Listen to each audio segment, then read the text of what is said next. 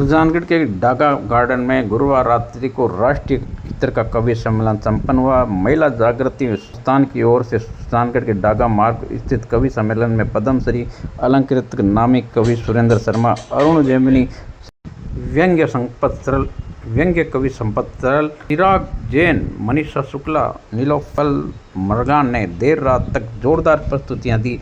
कवियों ने कार्यक्रम में अपनी गंभीर प्रस्तुतियां देते श्रोताओं को मंत्रमुग्ध कर दिया। वहीं हास्य रस कविताओं से रचना से ठाके लगाने पर मजबूर कर दिया।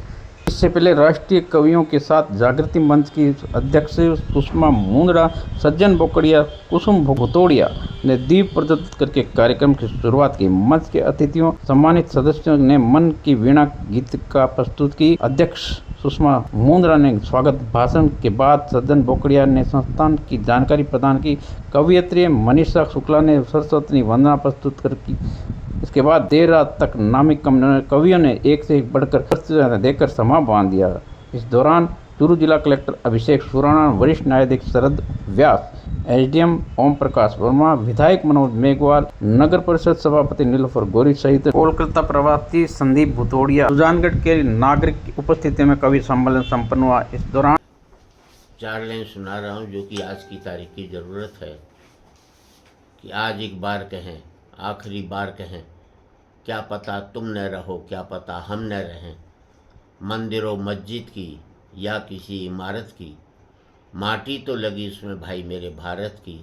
लहू था हिंदू का, अल्लाह शर्मिंदा रहा, मरा मुसलमान तो राम कब जिंदा रहा। बिखरे बिखरे हैं सभी, आओ मिलजुल कर रहें, क्या पता तुम न रहो, क्या पता हम न रहें।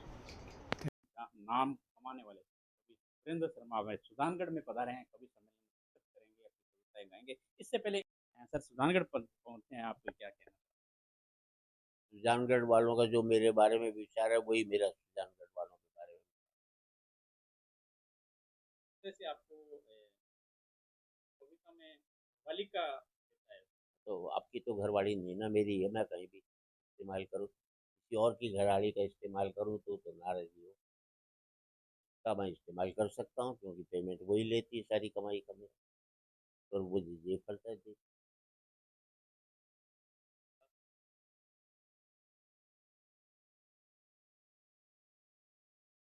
ना तो मैं किसी चुनाव है, मैंने तो पहले ही डिक्लेयर कर दिया था जिसको ज़्यादा वोट मिलेंगे वो जीते। प्रधानमंत्री नरेंद्र मोदी वो मेरे बारे में कुछ नहीं कह रहा तो मैं उसके बारे में क्यों कहूँ? जब वो मुझे महत्व नहीं दे रहा, मैं उनको नहीं दे रहा। नई कविता तो यही है, मैं देश की जनता से एक ही संदेश देना चाहता हूँ कि जितने भी संदेश देने वाले हैं उनसे बचकर, कोई आपको नहीं छेड़ता। कि जितने भी अधिकांश महात्मा प्रवचन करने वाले जो हैं वो अपनी सोचते हैं, बिल्कुल नहीं। हर नेता, अधिकांश नेता जो हैं आपस में लड़ते हैं, पक्ष विपक्ष वाले, कांग्रेस वाले भाजपा को कोसते हैं, भाजपा वाले कांग्रेस को कोसते हैं, सारे मिलकर एक दूसरे को कोसते हैं, लेकिन देश के बारे में नहीं सोचते। मैं समझता हूँ जो भी चुने वो एक दूसरे के विपक्ष में होकर देश के तो पक्ष में रहो सब मिलकर। और इनकी आपस की लड़ाई में देश बहुत पीछे छूट जाता है, वो बिल्कुल। बहुत बहुत धन्यवाद आप। ये न्यूज की खास बात में बताया राष्ट्रकवि पद्मश्री सुरेंद्र शर्मा ने कि नेता आपस में लड़ते हैं और देश की नहीं सोचते। ये न्यूज के लिए सुरेंद्र लड़ा देश के प्रसिद्ध हास्य और व्यंग के कवि हमारे बीच में है संपत सरल, जो कि सुजानगढ़ पहुंचे हैं, उनसे बात करेंगे। सर आपका स्वागत है, आज सुजानगढ़ पहुंचे कवि क्या? मैं सुजानगढ़ पहले भी आया हूँ कई बार, जन क्लब में, और भी एक दो कार्यक्रम, लाडनू भी आया हूँ, जसवंतगढ़ भी आया हूँ। इस फील्ड में पहले कवि सम्मेलन खूब होते थे, अच्छा सुनते हैं लोग बात, रात देर रात तक जमता है कार्यक्रम। और मैं समझता हूँ देश का कोई बड़ा ऐसा कवि नहीं होगा मंच का जो सुजानगढ़ वैसे भी ये तो साहित्य और संगीत की धरती है, कन्हैयालाल सेठिया यहीं के। जैसे नरेंद्र मोदी कैसे टारगेट करना चाहता है? व्यंग्य का मतलब ये नहीं है कि हम उसकी बुराई करें। व्यंग्य का मतलब ये भी नहीं है कि साहब अब जो कुछ है वो एकदम ही खराब चल रहा है। व्यंग्यकार इसलिए बोलता है कि जो चल रहा है उसे बेहतर करें।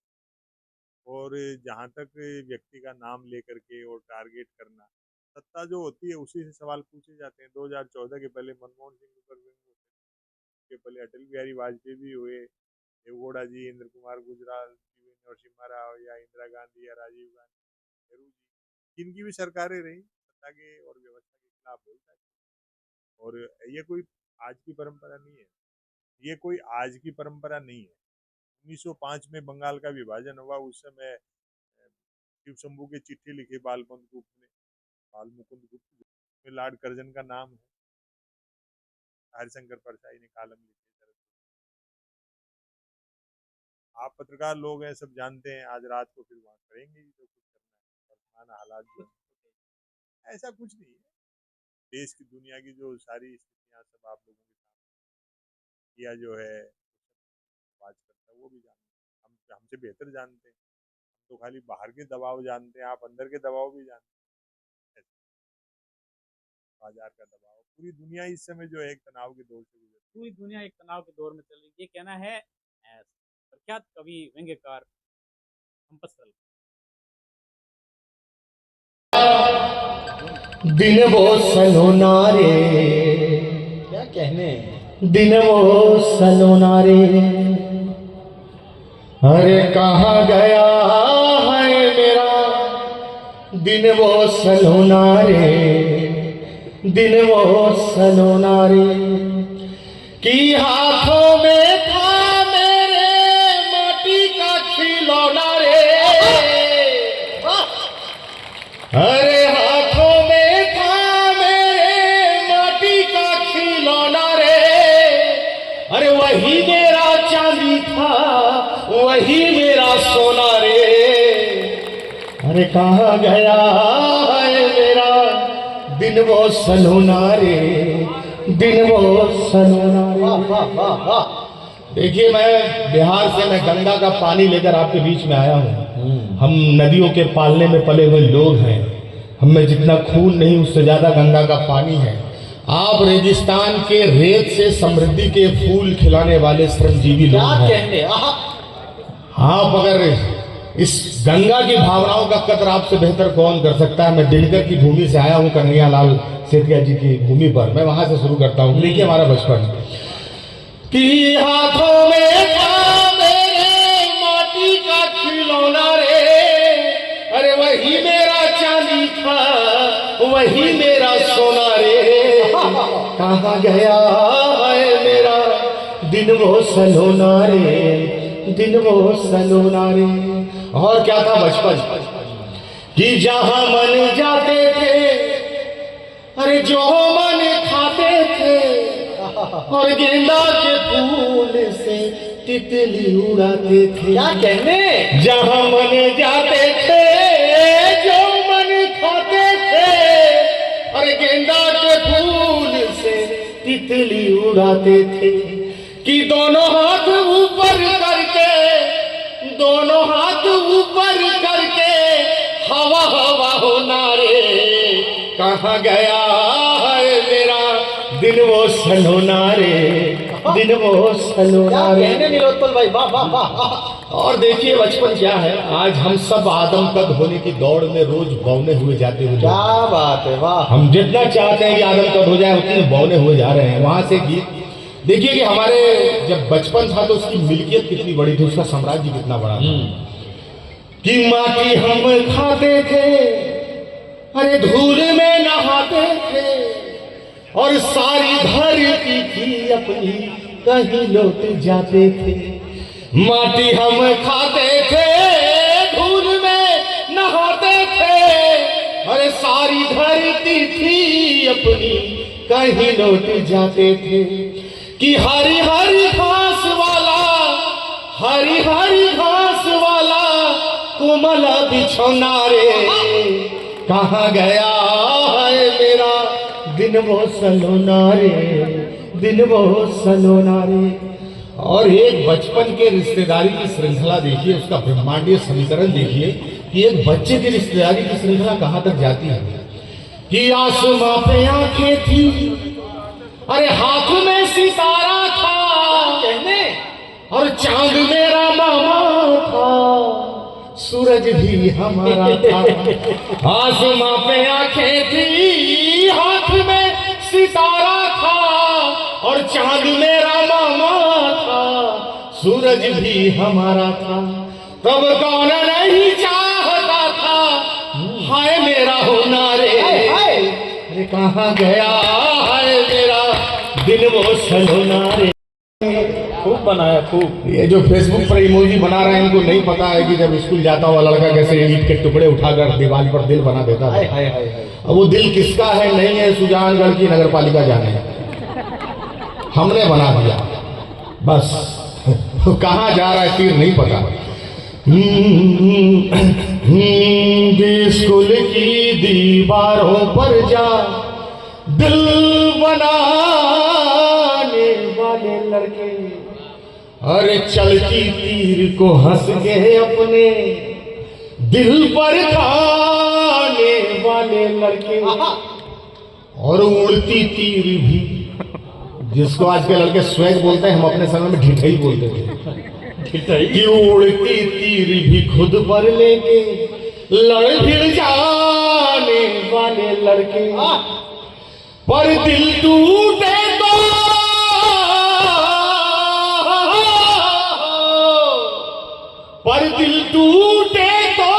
बिस्तर पर ही झील बनाने वाले लड़के। कि जब दिल टूटे तो बिस्तर पर ही झील बनाने वाले लड़के, उस दौर का जादू क्या जाने ये रील बनाने वाले लड़के।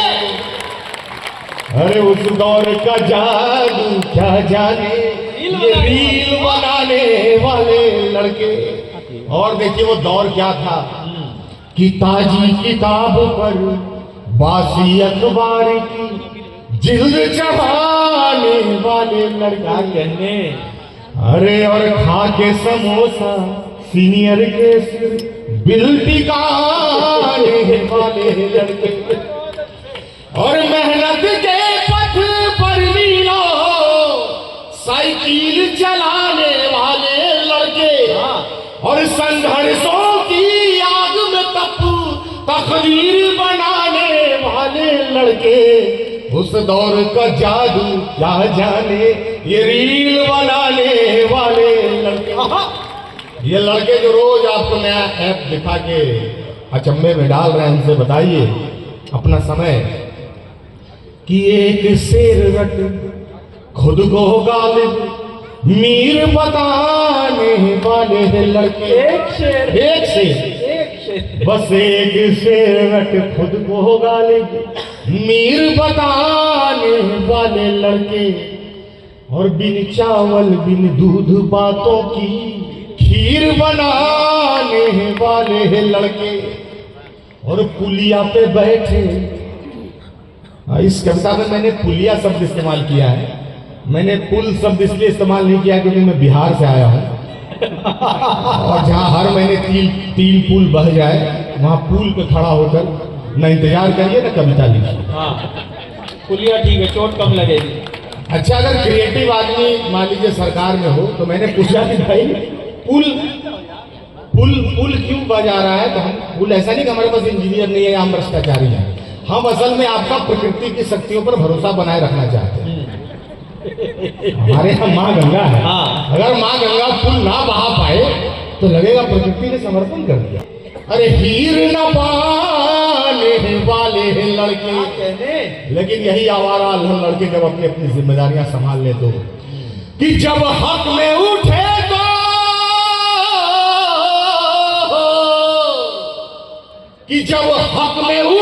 तो कलमों को शमशीर बनाने वाले लड़के।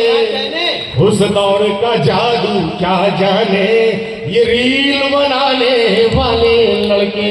उस दौर का जादू अरे क्या जाने ये रील बनाने वाले लड़के बहुत बहुत के नीचे एक अधूरा ख्वाब क्या बात है, वाह वाह वाह वाह। पलकों के बहुत शुक्रिया, बहुत शानदार सुन रहे हैं आप लोग। अभी आज अरुण जी मुझसे कहने लगे कि क्या बात है मनीषा, आज तो तुम्हारा फोन तक तुम्हारी साड़ी से मैच कर रहा है। मैंने कहा अरुण जी, हम महिलाएं चप्पल से लेकर बिंदी तक सब मैच करा लेती हैं, बस एक पति मैचिंग करेंगे। हमारे अपने दुख होते हैं मगर जीना ही है। जी घनश्याम जी, आप सबकी मेहनत को मैं प्रणाम करती हूँ। 4 पंक्तियां इस टीम के नाम पढ़ना चाहती हूँ, सुनिए। हथेली की लकीरों में न कुछ जादूगरी होगी, न माथे पर मुकद्दर की कोई सिलवट खरी होगी, पसीना ही हमेशा से तुम्हारा तय करेगा ये, पसीना ही हमेशा से तुम्हारा तय करेगा ये, तुम्हारी कामयाबी की फसल कितनी हरी क्या बात है, वाह वाह वाह। कामयाबी मेहनत का आज भी सचमुच। प्रीत से जब जगी बावरी हो गई, एक कसौटी को छूकर खरी हो गई, एक सूखे हुए बांस का अंश थी, मैं तो सूखे हुए बांस का अंश थी, कृष्ण ने जब छुआ। ऐसे कर सकते हैं हमारा थॉट प्रोसेस बहुत क्लियर, हमें पुरुषों की तरह नहीं। अभी एकदम कहने लगी तुम पार्लर जाती हो, इतना मेकअप कराती हो, फिर भी दिखती तो वैसी ही हो। मैंने कहा मैं पार्लर मेकअप कराने जाती हूँ, प्लास्टिक सर्जरी नहीं। और वो तो अच्छा हुआ इन पुरुषों में सुंदर दिखने की ना ख्वाहिश है ना गुंजाइश। बहुत अच्छे। हाँ मतलब 2-2 लोग पार्लर जाते तो कितना खर्चा होता, और उस पर भी इन सब का तो वेस्ट ही जाता, कोई फायदा नहीं। मगर फिर भी ऐसी बातें ये लोग करते हैं। अभी करवा चौथ में पूछने लगे कि तुम महिलाएं ये करवा चौथ का व्रत किस लिए करती हो, हमसे बहुत प्रेम करती हो इसलिए। मैंने कहा नहीं, हम महिलाओं को पोछा हो या पति लंबे समय तक चलाने की आदत है। हाँ, ऐसा कोई विशेष प्रेम नहीं। अरे आप लोग सोच रहे होंगे कि मैं इतनी देर से अपने पति की बुराई कर रही हूँ, हाँ। इतना बुरा था तो मैंने ब्याह ही क्यों किया। दरअसल क्या है, विकल्पों के अभाव में महिलाएं ऐसा करती हैं। आप इस बात को ऐसे समझिए कि कांग्रेस, बीजेपी, आम आदमी पार्टी, ये सब देख लेने के बाद ये हमारा नोटा है। हाँ, जिसे हम एक बार जोरदार तालियां बजा दीजिए। मैं गीत पढ़ना चाहती हूँ, स्वागत। आप लोग बहुत अच्छा सुन रहे हैं। और अंतिम जो मंत्र मैं महिलाओं को देकर जाना चाहती हूँ वो ये है कि देखिए, आपका पति रेलगाड़ी की तरह होना चाहिए। अच्छा। शोर चाहे जितना मचाए, चले हमेशा लाइन में। कम से कम महिलाओं की ताली तो इस पर आनी चाहिए। आप लोग अगली पंक्तियों में बैठे हैं, इसका मतलब ये नहीं कि आप ताली नहीं बजा सकते। हाँ। बजाइए एक बार। आइए, मैं एक गीत विशेष सुनाना चाहती हूँ। हंसी मजाक की बातें पूरी रात की जा, या तो उसकी शादी हो जाती थी या फिर वो पिटता था। हालांकि बात एक ही है। आज भी कई मिलते अपनी पत्नी और बच्चों के साथ जो मेरे प्रेम पत्रों की वजह से ब्याहे गए, मुझे देखते ही दांत पीसते हैं कि नालायक जॉर्ज बुश एक अच्छी खासी अमेरिकी फौज को इराक में उलझा दी। हिंदुस्तानी आदमी आम दिन तो छोड़ो, 14 फरवरी को वैलेंटाइन डे आता है, उस दिन तक सुख से प्रेम नहीं कर सकता। 14 फरवरी को श्री राम सेना वाले तो ये कहते थे कि जो भी प्रेम करता हुआ मिला उसको पीटेंगे, और सरकार पुलिस को ये कह देती कि देखो इस दिन कोई प्रेम से वंचित नहीं रह जाए। जो प्रेम करते हुए मिलते हैं उनको तो श्री राम सेना वाले पीटते हैं, जो नहीं करते उनको पुलिस वाले पीटते हैं। जिसे बाजार के जंगल में उन कंपनियों ने छोड़ रखा है जो धनुष बाण का बिजनेस करती है। क्या कबीर को, सूर को, तुलसी को, मीरा को पढ़ो तो पता लगे प्रेम दर्शन का विषय, प्रदर्शन का विषय है। जिन नौजवानों के कंधों पर चुनौतियां हैं, देश की, समाज की, परिवार की, कैरियर की, एक निवेदन कर दूं, कोई प्यार मोहब्बत जैसी बात नहीं। सब ये मीडिया, सोशल मीडिया का खेल है कमाई का। समय बदल गया, समा का स्थान ट्यूबलाइट ने ले लिया। परवाना जलने की गरज से जाता है तो छिपकली खा जाता है। पूरी दुनिया में आप इस समय देख लो, ये सारी समस्याएं भारत की नहीं है जिन पर हम व्यंग कर रहे हैं। हमास का इजराइल से युद्ध चल रहा है, यूक्रेन और रशिया उलझे हुए हैं। ये सारा झगड़ा किसका है? ये झगड़ा है, दो चीजें होती हैं, बाजार और बाजारवाद। बाजार हर युग की जरूरत है। जब हम सब पे कम थे तब भी बाजार था। दोनों में अंतर ये है, बाजार का मतलब है और परिवार में बोलचाल बंद है। क्या बात है, वाह भाई साहब, वाह वाह वाह। सुरेंद्र शर्मा जी 55-60 साल से कवि सम्मेलन में सक्रिय हैं। 45 साल अरुण को हो गए, 37-38 साल से मैं भी हूँ, 40 साल से। उसके बावजूद आप 2 पैसे देते हो, हमारे घर चलते हैं, बच्चे अच्छी शिक्षा प्राप्त करते हैं, हम सुविधापूर्ण जीवन जीते हैं। उसके बावजूद ये कवि सम्मेलन हमारे लिए धंधा नहीं, एक मिशन है। क्या बात। लोग घरों से निकलना बंद हो गए, अड्डेबाजी बंद हो गई, आपस का बोलचाल बंद हो गई। हमारी कोशिश रहती है mobile, internet, media, social media में उलझी पीढ़ी शब्दों से मोहब्बत करे, किताबों की तरफ लौटे, बुजुर्गों का सानिध्य हासिल करे। और अंतिम बात जो कहता हूँ, महिला जागृति जो संस्थान है उसके लिए समर्थन करना आप। हमारी कोशिश रहती है mobile, internet, media, social media में उलझी पीढ़ी शब्दों से मोहब्बत करे, किताबों की तरफ लौटे, बुजुर्गों का सानिध्य हासिल करे। एक निवेदन कर दूं, दुनिया की कितनी भी एडवांस टेक्नोलॉजी हो, उजाला बनाया जा सकता है, धूप नहीं बनाई जा सकती। क्या कहने, वाह वाह वाह। तकनीक की सीमाएं हैं। तब देखें पुराना समय, तब मोबाइल तो क्या लैंडलाइन फोन तक नहीं होता था, अतः झूठ सिर्फ आमने सामने मिलने पर ही बोला जाता था। खान पान शुद्ध था और याददाश्त अच्छी थी। हर व्यक्ति को 7-7 पीढ़ियां याद रहती थी, अपनी भी और गाली गलौज होने पर दूसरों की भी। हमारी प्राथमिक शिक्षा तो ऐसी थी जिसमें शिक्षा प्राथमिक नहीं थी। क्या बात। हमारा 50 बच्चों, 3 अध्यापकों, 2 पेड़ों और 1 कमरे का स्कूल हुआ करता था। देखो, बड़ा आदमी बड़ी बात कहता है, कितना शोर है इस देश में, लाखों मुकदमे तो माइक और डीजे के हैं।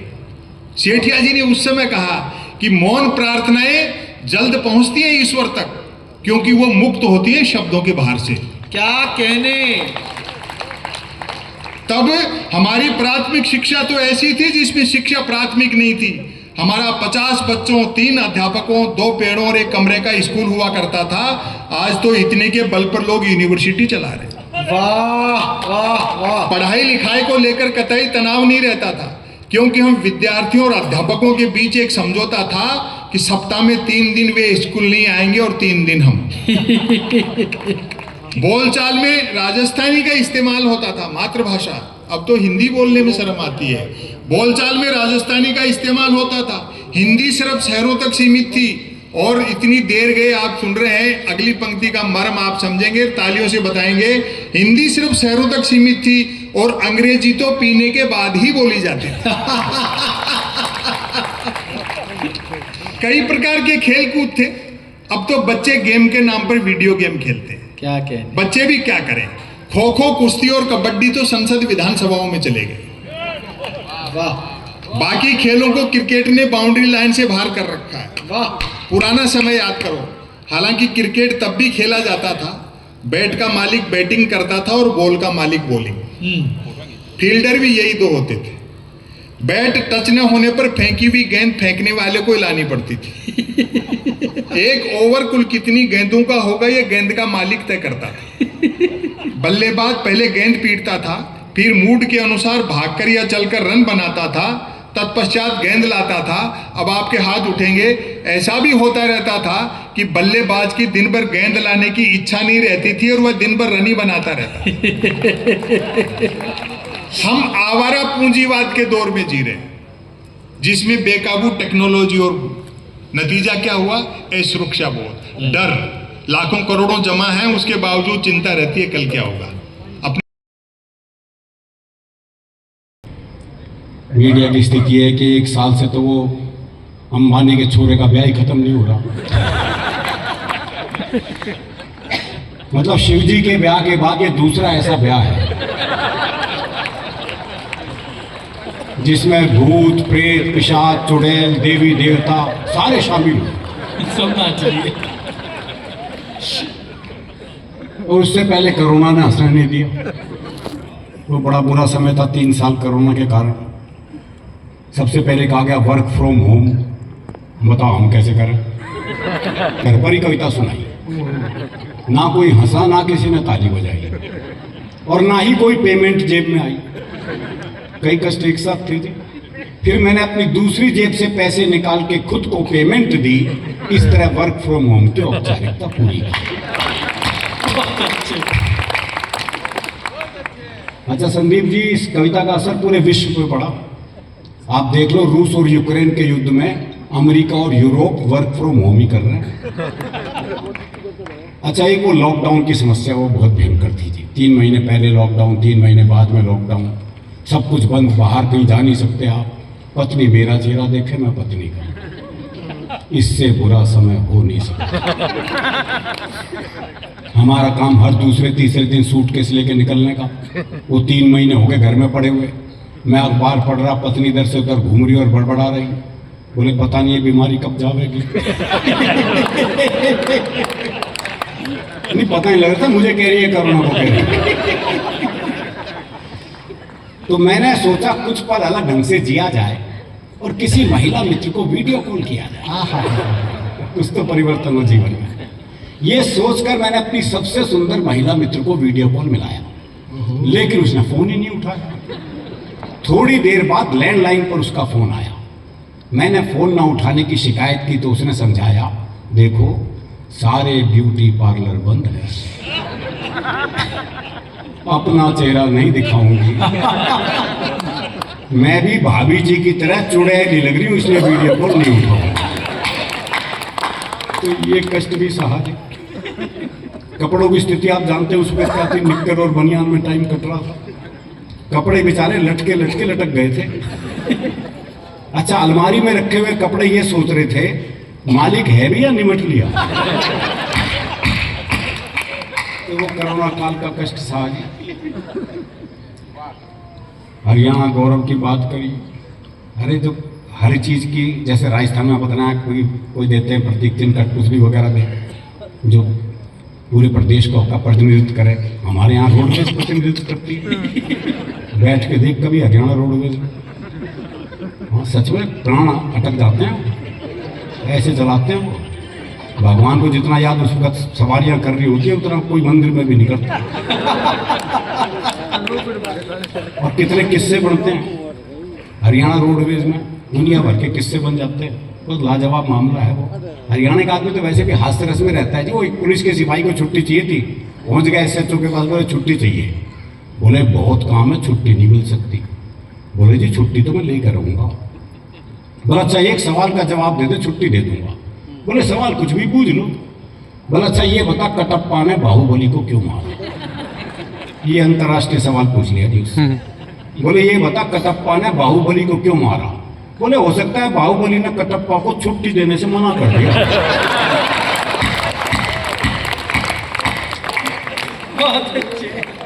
तो ये हाथ से हमारे स्वभाव में है। वो एक और को छुट्टी चाहिए थी, पहुंच गए SHO के पास, बोले छुट्टी चाहिए। बोले किस लिए चाहिए? बोले जी मेरी शादी है। अब इस पे तो कौन मना करे।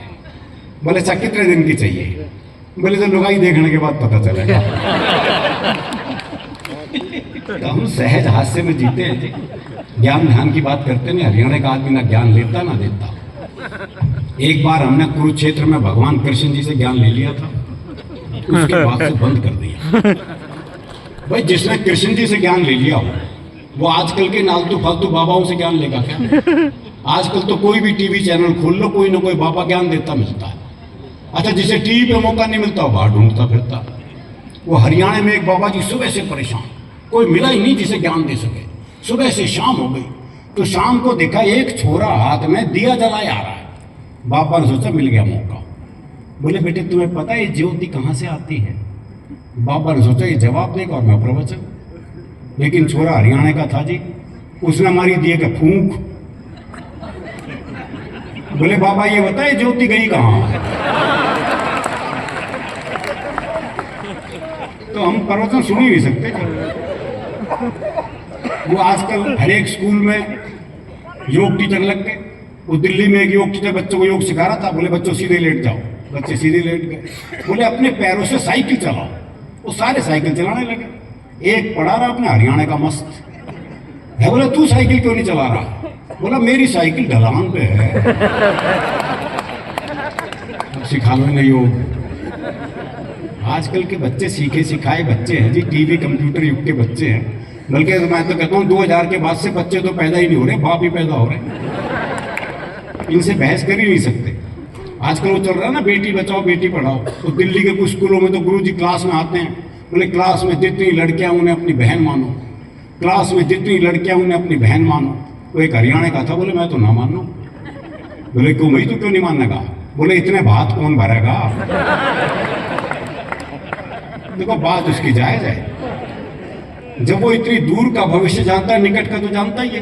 तो क्लास में टीचर ने सवाल कर दिया, बोले मैंने तुझे थप्पड़ मारा, इसका भविष्य काल बता।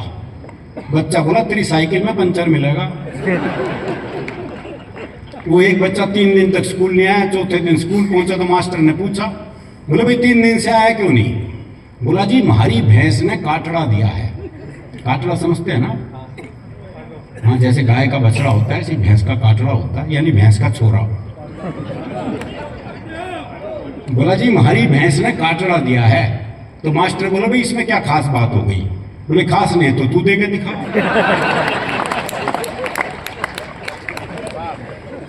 दरअसल क्या है कि हम आनंद में रहने वाले लोग हैं, फुर्सत में रहते हैं, इसलिए हास्य रस में रहते हैं। वो एक ने रिक्शे वाले को आज दी, बोले खाली है? बोले हाँ। बोले आप कुछ ताश खेलते हैं? तो इतनी फुर्सत जरूरी है। वो एक ने रिक्शे वाले से कहा, बोले स्टेशन चलेगा? बोले हाँ। बोले कितने पैसे? बोले 25 रुपए। बोले ये तो रहा स्टेशन।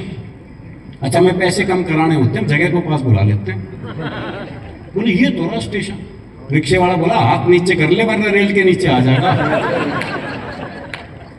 वो एक पहुंच गया हलवाई की दुकान पे, भाई ने चिपके जलेबी खाई। जलेबी आजकल बहुत लोकप्रिय है। चिपके जलेबी खाई भरपेट। जब पैसे देने का रंबा, भाई ने जेब झाड़ दी, बोले पैसे तो नहीं है। अब दुकानदार दुकान से बाहर निकला, 15-20 मिनट तबीयत से धुना पीता उसे। जब खुद थक गया पीट पीट के तो वापस दुकान में चला गया। अच्छा वो भी कपड़े झाड़ के खड़ा हो गया है। बोले अब तो खड़ा है जा। बोले इसी भाव 1 किलो और दे दे। तो ये मस्ती अपने भीतर रखनी बहुत जरूरी है जी, क्योंकि आप हंसेंगे तो धरती आपकी है, ये आसमान आपका है। अगर रोने बैठ गए तो किसी मिल में वो रुमाल आज तक नहीं बना जो रोते हुए आदमी के आंसू पहुंचे। बहुत सुंदर। और हंसी संवाद से निकलती है, इस तरह की महफिलों से निकलती है। हम आपस में बात करेंगे तभी हास्य पैदा होगा।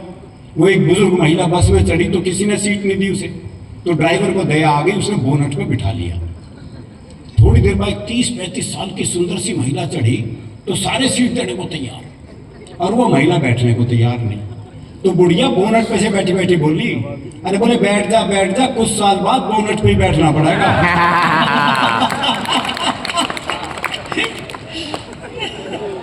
दरअसल क्या है, मन का साफ होता है ना साहब। अब न्यायपालिका जी यहाँ बैठी है, मैं माफी चाहता हूँ, लेकिन हरियाणा में क्या है, मन का साफ है। वो एक ताई गवाही के लिए आई। अच्छा दोनों वकील उसी के गांव के। तो पहले वकील ने पूछ ले, बोले ताई मुझे जाना है? खूब जाना हूँ, गुलाब सिंह का छोरा है तू। 1 नंबर का झूठा। तेरी लुगाई तक तो छोड़ के चली गई थी। बेचारा वकील सन्न रह गया थी। उसने दूसरे वकील की तरफ इशारा कर दिया, और ताई से जाना है? अच्छी तरह जानू हूँ, कर्नल गाने का छोरा है यो। 1 नंबर का ये आश। तेरी लुगाई से भी इसका चक्कर था। भाई साहब जज साहब ने कोर्ट स्थगित की, अपने चैम्बर में गए, दोनों वकील बुलाए। बोले खबरदार ताई से मेरे बारे में कुछ पूछ लिया। बहुत अच्छे। इतना साफ मामला है। नहीं साफ मामला रहना भी चाहिए। कहते हैं डर के आगे जीत है। हमारे यहाँ तो डर के आगे भी हास्य रसी है। वो एक चौधरी रात को सुनसान जंगल से जा रहा था। सामने से 41 साल की महिला, सफेद साड़ी पहने, बाल बिखराए, हाथ में दीप जलाए, कहीं दीप जले कहीं दिल टाइप गाना गाती आ रही थी। पास आके बोली मैं चुड़ैल हूं। तो चौधरी बोला फिर चिपटती क्यों ना। अब बताया इसका चुड़ैल भी क्या कर लिया। मनीषा ने क्या बढ़िया श्रृंगार सुनाया, क्या बढ़िया प्रेम सुनाया। ये लिख सकती है, मैं हरियाणा का सोच भी नहीं सकता। क्योंकि हमारे यहाँ तो प्रेम ब्याह के बाद होता है ना। ब्याह से पहले प्यार कर ले तो हम तो पेड़ पे ही लटके मिलते हैं। तो हमारे यहाँ प्रेम सबसे मुश्किल काम है, लेकिन हमारे यहाँ प्रेम में भोलापन बहुत है। वो प्रेमी ने प्रेमिका से कहा अगर तू मेरी नहीं हुई ना तो मैं तुझे किसी की नहीं होने दूं। बोले अच्छा तेरी हो जाऊंगी तो सबकी होने देगा।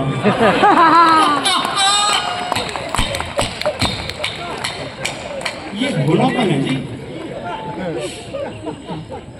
वो एक मेले में दो बचपन के दोस्त मिले, दोनों बौखलाए हुए। बोले भाई कैसे बौखला रहा है?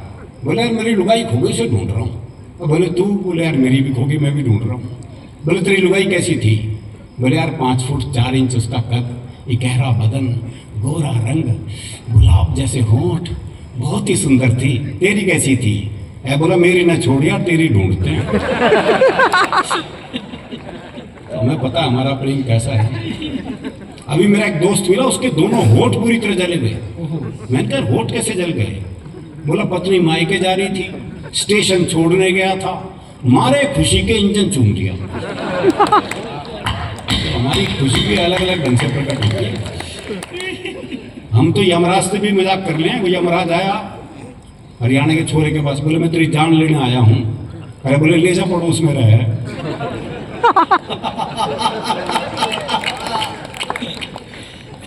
हमारे प्रेम का मामला बिल्कुल अलग है। और अभी वो वैलेंटाइन का जिक्र किया था संपत ने। पखवाड़ा होता है पूरा, वो पहले 7 दिन चलते हैं वैलेंटाइन डे, फिर anti Valentine day, chocolate day से शुरू होकर ब्रेकअप डे तक। उसमें आता है प्रपोज डे। वो हरियाणा में एक छोरे ने सूरी को प्रपोज किया, बोले मैं तेरे से ब्याह करना चाहता हूँ।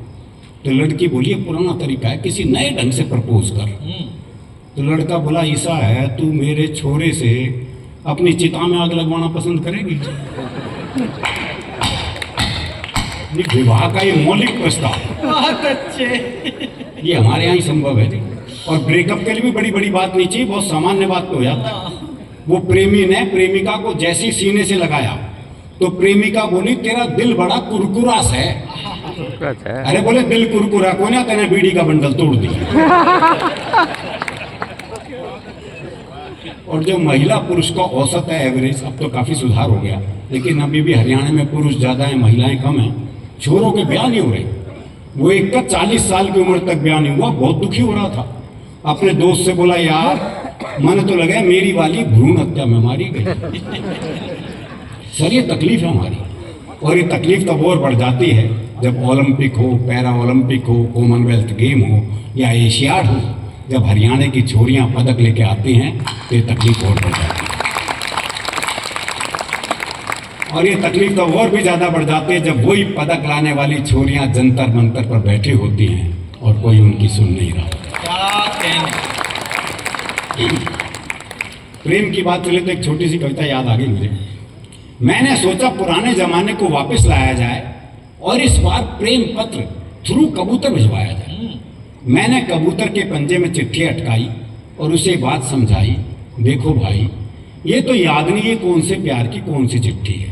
अच्छा, पर तुम ऐसा करना, यहाँ से 5 गली छोड़ के 6ठी गली में जाना और वहाँ जो गुलाबी छत वाली गुलाबी सी लड़की है ना नीलू, उसकी मम्मी को ये चिट्ठी दे आना। मम्मी को? हाँ इस उम्र में मम्मी को भिजवाऊंगा और क्या। कबूतर बोला हे आदि कालीन युग के देवदास, इस युग में भी चिट्ठियों से आस। अब मैं ऐसी फालतू उड़ान नहीं बढ़ता हूँ, मैं खुद अपनी कबूतरी को व्हाट्सएप करता हूँ। तो वो जमाने चले गए, पहले आदमी 5-5 पेज का प्रेम पत्र लिखता था, कितनी मेहनत होती थी। बाद में सिर्फ नाम ही बदलना होता था। फिर वो टेलीफोन का जमाना आया। मुझे एक शेर याद आ गया कि कर दिया इजहारे मोहब्बत हमने भी टेलीफोन पर, बात तो लाखों की थी 1 रुपए में हो गई। और अब तो मोबाइल का जमाना आ गया जी, आदमी मोबाइल पे आई लव यू टाइप करता है, वो भी पूरा नहीं, ILV और Y, और एक साथ 25-30 को सेंड। 25-30? हाँ कहीं से जवाब आएगा। उदय प्रताप सिंह जी की 4 पंक्तियां हैं कि हर फैसला होता नहीं सिक्का उछाल के, ये दिल का मामला है जरा देखभाल के। हर फैसला होता नहीं सिक्का उछाल के, ये दिल का मामला है जरा देखभाल के। मोबाइलों के दौर के आशिक को क्या पता, रखते थे कैसे खत में कलेजा निकाल के। क्या कहने, वाह वाह वाह वाह। तो वो प्रेम तो अब रहा नहीं, लेकिन हरियाणा का प्रेम अब भी ऐसा ही है। हमारे यहाँ पशु पक्षियों तक का प्रेम ऐसा है। वो मेरा एक दोस्त है जी, उसने तोती पाली। तोती? हाँ दुनिया तोता पालते हैं, तोती पाली। 3 दिन के लिए से कहीं बाहर जाना था। बोले यार क्या करूँ, कौन दाना पानी देगा, बड़ा चिंतित हूँ। मैंने कहा मेरे घर छोड़ जा, 2 तोते हैं, उन्हें दाना पानी देता हूँ, इसे भी दे दूंगा। बोला भाई तेरे 2 तोतों के बीच में अपनी तोती छोड़ दूंगा। मैंने कहा नहीं यार, मेरे तोते बड़े धार्मिक हैं, तो खुद देख ले आके। अच्छा, उसने देखा बकायदा एक गीता के श्लोक पढ़ रहा, एक कुरान की आयतें पढ़ रहा, बोले बड़े धार्मिक है, कोई खतरा नहीं है। उसने तोती छोड़ दी। जैसी तोती पिंजरे में गई तो एक तोते ने दूसरे को कोहनी मारी। अरे बोले पूजा पाठ बंद कर, दुआ कबूल हो गई।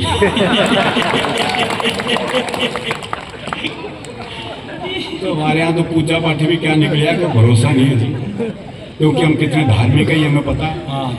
जब हम मंदिर जाते हैं जूते ऐसी जगह उतारते हैं जहाँ से भगवान भी दिखता है और जूते भी, बल्कि जूतों का दिखना ज़्यादा जरूरी है। हाँ, भगवान तो कल भी वहीं मिलेगा। तो हमारा धार्मिक मामला बिल्कुल अलग है। वो एक हरियाणा का बूढ़ा मरण हो रहा था, तो एक ने कहा मरण ना हो रहा, अब तो राम का नाम ले ले। अरे बोले के नाम ले लूँ, 15 मिनट बाद आमना सामना ही ना बोलेगा। तो हमारी धार्मिक स्थिति भी दरअसल हमारे यहाँ, अच्छा आप देखो पूरे हरियाणा में आपको वृद्ध आश्रम की समस्या बहुत कम मिलेगी। हरियाणा में अगर बूढ़े को पता लग जाए कि बेटा मुझे वृद्ध आश्रम में छोड़ के आने वाला है, तो बाप खुद बेटे को अनाथालय छोड़ गया। बोले जमा कर लो, इसने मेरा ना आई। तो हमारा मामला मस्ती से भरा हुआ है कि हम मस्ती में रहते हैं, आनंद में रहते हैं। और हरियाणा में काम वही कर सकता है जो हरियाणा का हो। जैसे डॉक्टर है, कोई और प्रदेश का जाके वहाँ डॉक्टरी करने लग जाए, कर ही नहीं सकता, क्योंकि मरीज बीमारी ऐसी बतावागा। बोले डॉक्टर साहब काट दे, मैं कुछ धुम्मा सा उठा है। अब समझ ले डॉक्टर क्या बीमारी है भाई। और डॉक्टर भी कमाल है। वो डॉक्टर एक मरीज का चेकअप कर रहा था, देखा उसकी दोनों टांगें नीली पड़ गई। बोले ओहो जहर चढ़ रहा है भाई, टांगें काटनी पड़ेंगी। दोनों टांगें काटी गई, नकली टांग लगवाई गई। देखा कुछ दिन बाद नकली टांग भी नीली पड़ गई। बोले ओहो तुम्हारी तो जीन्स ही रंग छोड़ गई। बहुत अच्छे। और बड़ा घुमा के इलाज करते हैं, डायरेक्ट इलाज भी नहीं होता। वो एक के बहुत खांसी थी, डॉक्टर के पास गया, डॉक्टर ने जुलाब की गोली दे दी।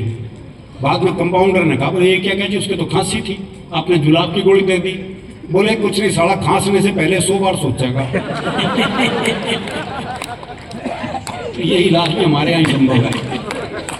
एक आदमी ताली बजा रहा है, रखिए यार कमाल ही कर रहे हैं।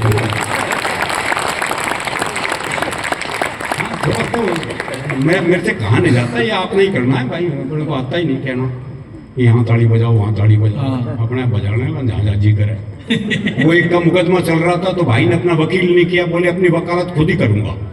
अब बोला जज साहब हमारे बीच में झगड़ा हो गया कसूता। अब जज की समझ में नहीं आया।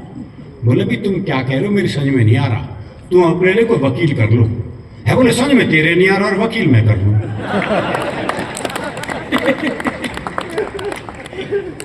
वो एक जज का ट्रांसफर हो गया हरियाणा में, उसी दिन प्रॉपर्टी का मुकदमा चल रहा था।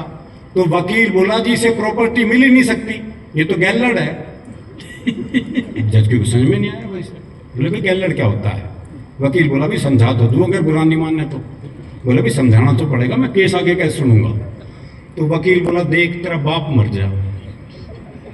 ये वकील जज से बात कर रहा है, देख तेरा बाप मर जा। जज बोला अच्छा, अब वो तेरी माँ मेरे बाप के साथ आ जा, और पाछा तू आ जा तो तू गैलर्ड होगा। तो भाई ने अगले दिन ट्रांसफर करा दिया। तो ये आनंद के साथ जीने वाला मामला है। एक कविता मैं आपको सुनाता हूँ। स्वागत है सर। मैंने कल्पना करी कि स्वर्ग में जो देवी देवता हैं, इनके वाहन कितने युगों से काम कर रहे हैं। तो वहाँ भी जानवर अधिकार आयोग पहुँच चुका है। तो उन्होंने बताया कि तुम इतने युगों से काम कर रहे हो, तुम्हें भी छुट्टी चाहिए। तो सारे वाहन छुट्टी के लिए अप्लाई करते हैं। ब्रह्मा जी क्योंकि सृष्टि के निर्माता हैं, इसलिए उन्हें सरपंच बना दिया गया है। तो एक एक वाहन अपने तर्क देता है कि मुझे छुट्टी क्यों चाहिए। बस ये विषय सुनिएगा। स्वागत है।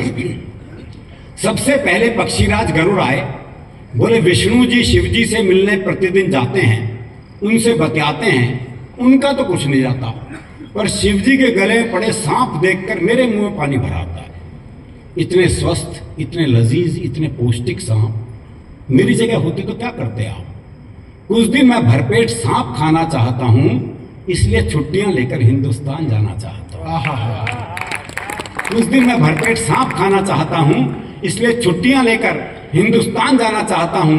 भारत ने बहुत सारे सांप संभाल रखे हैं, अपनी आस्तीन में पाल रखे हैं। क्या कहने, वाह वाह वाह वाह। मोर ने कहा नीचे देखो वो सुंदर अभिनेत्री मुझे बुला रही है। बुरी तरह मचा रही है शोर, ये दिल मांगे मोर, ये दिल मांगे मोर। अपने मोर होने का फर्ज भी निभाऊंगा, मुंबई जाऊंगा, अपने पैर नहीं इन हीरो हीरोइन के नंगे बदन देखकर मेरा मन रोता है, इन्हें सिखाऊंगा देखो नृत्य ऐसे होता है। हाय हाय। चूहे से पूछा गया छुट्टी क्यों चाहिए बताओ। चूहा बोला कारण अपने आप समझ में आ जाएगा, थोड़ी देर मेरे सवार को अपने ऊपर बिठा कर देखो। 2 मिनट में करने लगोगे हाय हाय। वो सवार और ये सवारी, इतना बड़ा अन्याय। महाराज मुझे न्याय चाहिए 100%, छुट्टी क्या मुझे तो चाहिए रिटायरमेंट। रिटायरमेंट इसलिए चाहिए हजूर कि एक बार अंगड़ाई लेना चाहता हूं भरपूर। क्या कहने, वाह। सरकारी गोदाम में जाऊंगा और अपनी फेवरेट डिश खाऊंगा। मैं उतरूंगा उन वनों को जो सिर्फ फाइलों में उगे हैं। क्या कहने। मैं उतरूंगा उन वनों को जो सिर्फ फाइलों में उगे हैं और प्लेग फैलाऊंगा उनमें जो इंसानियत को उतरने में है। हंस ने कहा मैं ही कौन सा सुखी हूं, पर मैं सरस्वती जी से नहीं इनके पुत्रों से दुखी हूं। एक रात में 20-20 कवियों को सुनना नहीं खलता, पर कौन किसकी क्या सुना रहा है ये आसानी से पता ही नहीं चलता। छुट्टी मिल जाए तो काम करना है नेक, मैं श्रोताओं की चेतना में जाऊंगा और जगाऊंगा उनका विवेक। क्या बात, वाह। आप सोच रहे होंगे कि उल्लू ने छुट्टी क्यों नहीं मांगी। दरअसल क्या हुआ कि लक्ष्मी को तो मोदी जी ने बैंक में बंद कर दिया और उल्लू को लाइन में लगा दिया। उधर गधा चल रहा था घास, ब्रह्मा जी खुद गए उसके पास। बोले तुम्हें भी छुट्टी चाहिए। गधा बोला मिल जाए तो ठीक है भैया। सॉरी ब्रह्मा जी, बिना सोचे समझे क्या बक गया हूं। असली बात यह कि मैं बाप बनते बनते थक गया हूं। क्या बात है, वाह। असली बात यह कि मैं बाप बनते बनते थक गया हूं। छुट्टी मिल जाए तो जरा सुर में रेखना चाहता हूं, और जिन्होंने मुझे हर मौके पर बाप बनाया उनकी माएँ देखना चाहता हूं। बहुत अच्छे। अंत में प्रकट हुआ अंतिम वाहन भैंसा। ये बंद मैं मोदी जी के उस काम को समर्पित करता हूं जो मुझे उनका 10 साल का सबसे अच्छा काम लगा। अंत में प्रकट हुआ अंतिम वाहन भैंसा। बोला सबने अपनी कह ली तो मुझे भी संकोच कैसा। मेरी डिमांड थोड़ी न्यारी है, मुझे छुट्टी से ज्यादा ड्यूटी प्यारी है। मेरी मांग आपको भले ही खले, मैं यमराज के हिसाब से बहुत चल चुका, अब चाहता हूं कुछ दिन यमराज मेरे हिसाब से चले। क्या कहने। और अंतिम 2 पंक्तियां चाहता हूं कि यमराज मेरे हिसाब से चलें। मैं भ्रष्टाचारियों की जड़ें खोदना चाहता हूं और नियंत्रण रेखा पार करके आतंकवादी शिविर रोंदना चाहता हूं। क्या कहने।